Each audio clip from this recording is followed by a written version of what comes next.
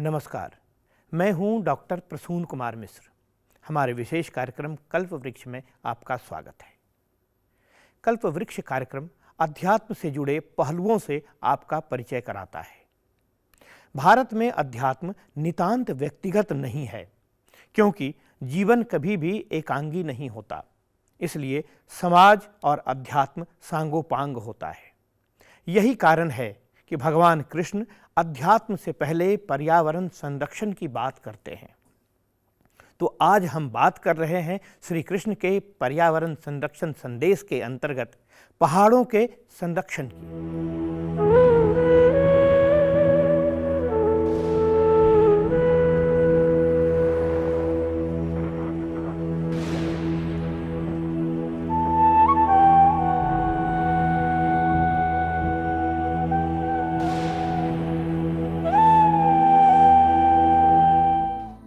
भगवान श्री कृष्ण और प्रकृति दोनों एक दूसरे के पूरक के रूप में ही दिखाई देते हैं। उनके कार्यों और लीलाओं में जंगल, जानवर, नदियों और पहाड़ों के संरक्षण का संदेश मिलता है। हम सभी जानते हैं कि उनके जीवन में गायों और बछड़ों का बहुत महत्व रहा है। दूध, दही और मक्खन खाने की मधुर बाल लीलाएं सबको रास आती हैं। गोवंश के संरक्षण और संवर्धन के लिए उन्होंने पहाड़ों के प्रति सम्मान की बात की। इसलिए उनकी बाल लीलाओं में एक प्रमुख लीला है गोवर्धन पर्वत की पूजा। गोवर्धन पर्वत के माध्यम से उन्होंने सभी पहाड़ों के महत्व को दर्शाते हुए उनके संरक्षण का संदेश दिया है। भागवत पुराण में वर्णन आया है कि भगवान कृष्ण नंद बाबा से कह रहे हैं, न पुरो जनपदा न ग्रामा न गृहा वयम नित्यम वनौकसस्तात वन शैल निवासिनः। अर्थात पिताजी, न तो हमारे पास किसी बड़े देश का राज्य है और न ही बड़े बड़े नगर ही हमारे अधीन हैं। हमारे पास गांव या घर भी नहीं है। हम तो सदा के वनवासी हैं और वन एवं पहाड़ ही हमारे घर हैं। तस्मात् गवाम ब्राह्मणानां मद्रेश्चारभ्यतां मखः य इंद्रियाग संभारास्तैरायं साध्यताम मखः। भगवान श्री कृष्ण नंद बाबा से कह रहे हैं कि इसलिए हम लोग गौओं, ब्राह्मणों और गिरिराज का यजन करने की तैयारी करें। इंद्र यज्ञ के लिए जो सामग्रियां इकट्ठी की गई हैं, उन्हीं से इस यज्ञ का अनुष्ठान होने दें। हमें एक बात तो समझ लेना चाहिए कि खेतों की हरियाली खुशहाली की पहचान है। जन सामान्य की खुशहाली का आधार है पर्यावरण का संतुलन, क्योंकि पर्यावरण संतुलन के कारण ही सही समय पर वर्षा होती है और सही समय पर होने वाली वर्षा देश को शस्य श्यामला सुजला सुफला बना देती है। यज्ञात वृष्टि, अर्थात यज्ञ करने से वर्षा होती है। भगवान कृष्ण ने स्वयं गीता में कहा है, अन्नात् भवन्ति भूतानि पर्जन्यादन्न संभवः यज्ञात् भवति पर्जन्यो यज्ञः कर्म समुद्भवः। संपूर्ण प्राणी अन्न से उत्पन्न होते हैं। अन्न की उत्पत्ति वृष्टि से होती है, वृष्टि यज्ञ से होती है और यज्ञ विहित कर्मों से उत्पन्न होने वाला है। वे आगे कहते हैं, कर्म ब्रह्मोद्भवं विद्धि ब्रह्मक्षर समुद्भवं तस्मात् सर्वगतं ब्रह्म नित्यं यज्ञे प्रतिष्ठितम्। हे अर्जुन, कर्म समुदाय को तू वेद से उत्पन्न जान और वेद को अविनाशी परमात्मा से उत्पन्न हुआ जान। इससे स्पष्ट होता है कि सर्वव्यापी परम अक्षर परमात्मा सदा ही यज्ञ में प्रतिष्ठित हैं। तो ये बात हुई गीता की और वर्षा एवं यज्ञ की। हम बात कर रहे थे पहाड़ों के संरक्षण और सम्मान की। हम पहले ही बता चुके हैं कि वर्षा होने से लोगों का जनजीवन खुशहाल हो जाता है। वर्षा के लिए यज्ञ होना चाहिए और यज्ञ के लिए घृत जरूरी है। घृत यानी घी, वो तो गाय के दूध से बनता है, इसलिए गायों का संवर्धन आवश्यक है। यही बात श्री कृष्ण बार बार बता रहे हैं गाय और बछड़ों को अपने साथ रखकर। गोकुल में भगवान श्री कृष्ण बाल्यावस्था में रह रहे थे। वहां एक पर्वत था जो अब भी है और उस पर्वत का नाम है गोवर्धन।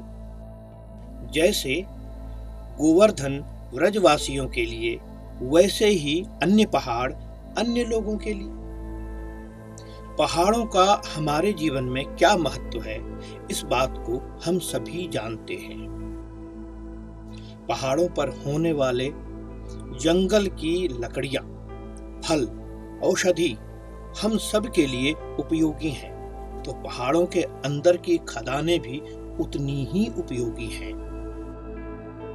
इन्हीं खदानों से तांबा, अब्रक, चांदी और सोना इत्यादि के पत्थर मिलते हैं, जो अयस्क के रूप में होते हैं। फिर इनका परिशोधन कर धातु का निष्कासन होता है।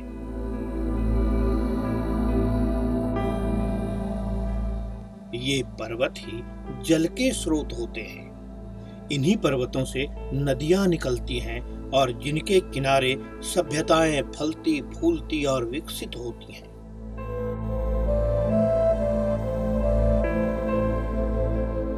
सरस्वती नदी के कछार पर दूर दूर तक फैली थी यह सभ्यता, जिसके अवशेष आए दिन मिलते रहते हैं।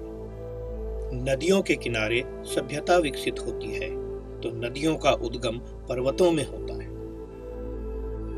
पवित्र नदी गंगा का उद्गम गंगोत्री है, जो हिमालय में है। यमुना का उद्गम यमुनोत्री है, जो हिमालय में ही है। ब्रह्मपुत्र का उद्गम है अंगसी हिमनद, तो सिंधु का उद्गम तिब्बती पठार के पास मानसरोवर झील है। नर्मदा का उद्गम अमरकंटक है, तो कावेरी का उद्गम ब्रह्मगिरी की पहाड़ी में है। इसलिए पहाड़ों का संरक्षण आवश्यक है। यही संदेश इस बाल कृष्ण का है। भागवत पुराण में वर्णन है कि वर्षा के लिए गोकुलवासी इंद्र की पूजा कर रहे थे, तो बालकृष्ण ने उन्हें रोका। स्वयं को नित्य वनौकसस्तात वन शैल निवासिन ऐसा कहकर वो बताते हैं कि हम तो वनवासी हैं, पहाड़ पर रहने वाले हैं, तो प्रकृति की पूजा करेंगे ही। और जब यज्ञ में स्वयं ब्रह्म का निवास है तो यज्ञ भी करेंगे, लेकिन गोवर्धन पर्वत के लिए। कारण स्पष्ट है कि जो हमें पहाड़ों से मिल रहा है, उसके लिए पहले पहाड़ों के प्रति आदर तो रखें, तो क्यों न उसकी पूजा की जाए। इसलिए इंद्र का यह घमंड भी टूटे कि वर्षा उनके कारण ही संभव है, जबकि वर्षा करना तो उनका कार्य है और कर्तव्य भी है।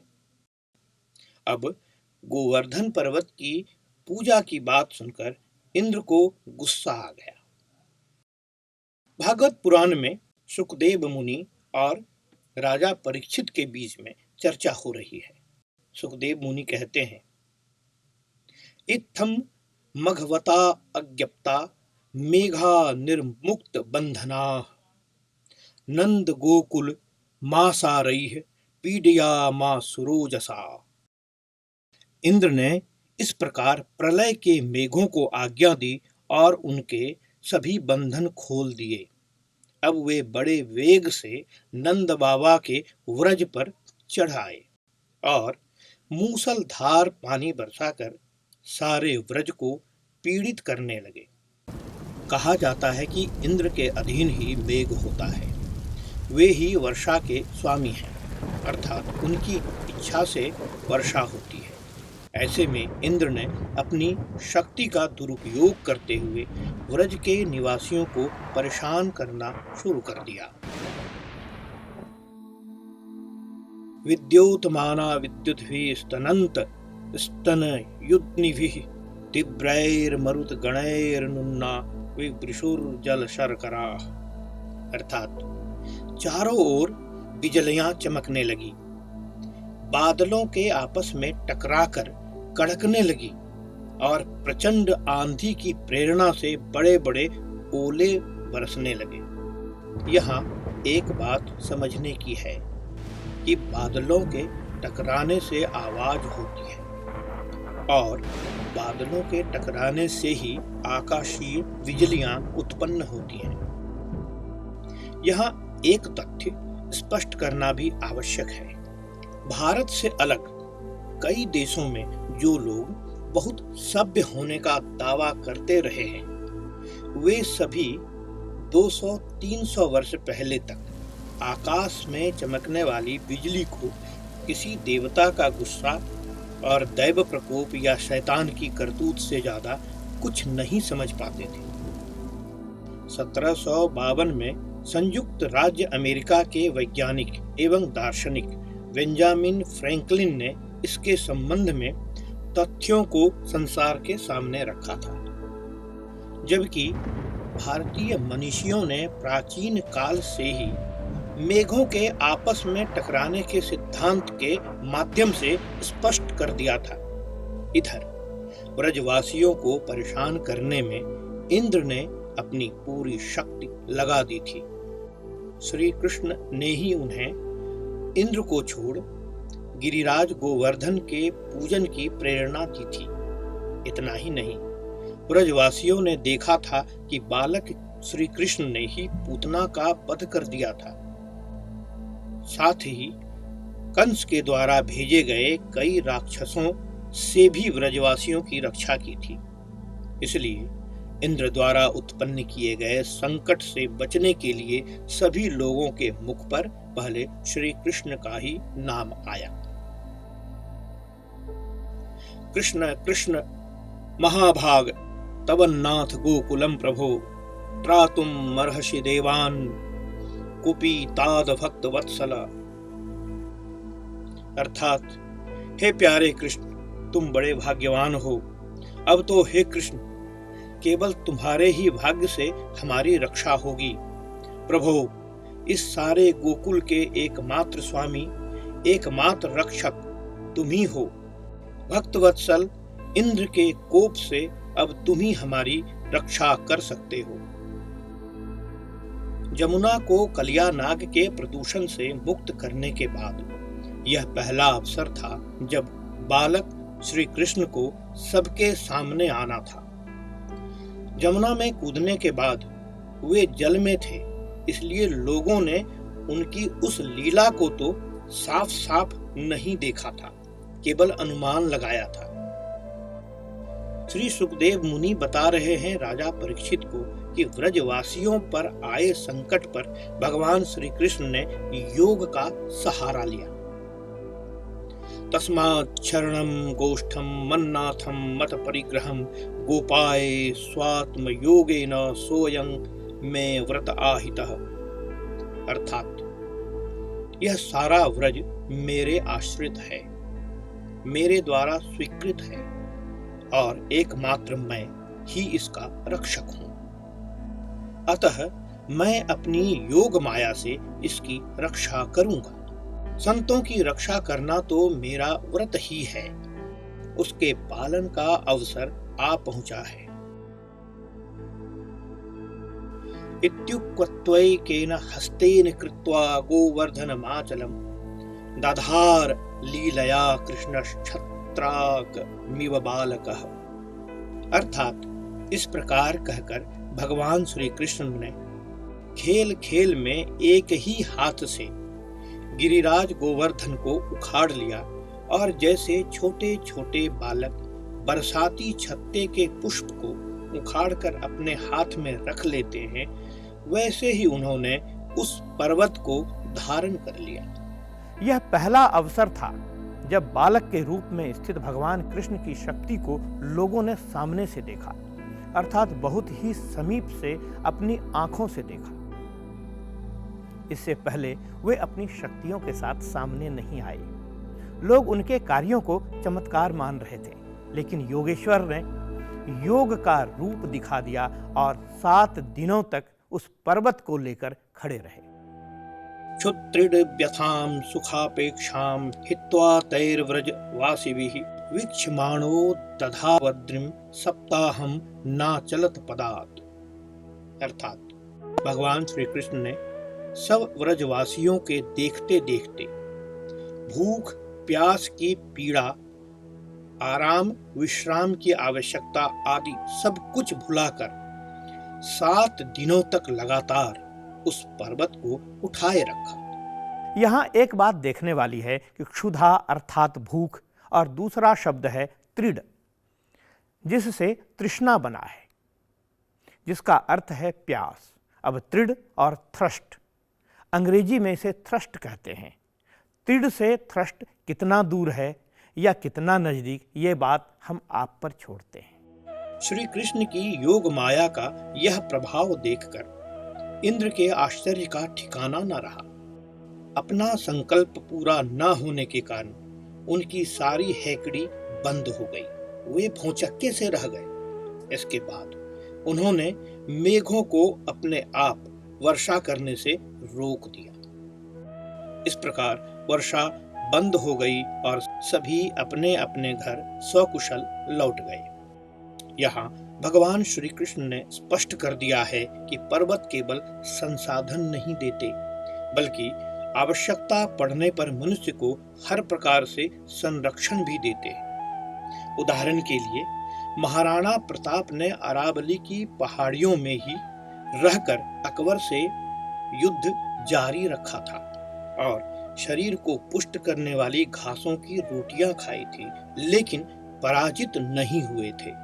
गोवर्धन पर्वत के बहाने भगवान श्री कृष्ण ने संदेश दिया है, पहाड़ हमारी समृद्धि के आधार हैं, इन पर अतिक्रमण ना हो। श्री कृष्ण का यह संदेश आज उत्तरकाशी, सिक्किम, केदारनाथ और हिमाचल जैसे स्थानों पर भी होने वाले भूस्खलन को लेकर है। और आस्था के माध्यम से यह संदेश पर्यावरण संरक्षण और भूकंप को लेकर भी है। तो इस कार्यक्रम में इतना ही। मुझे दीजिए अनुमति। नमस्कार।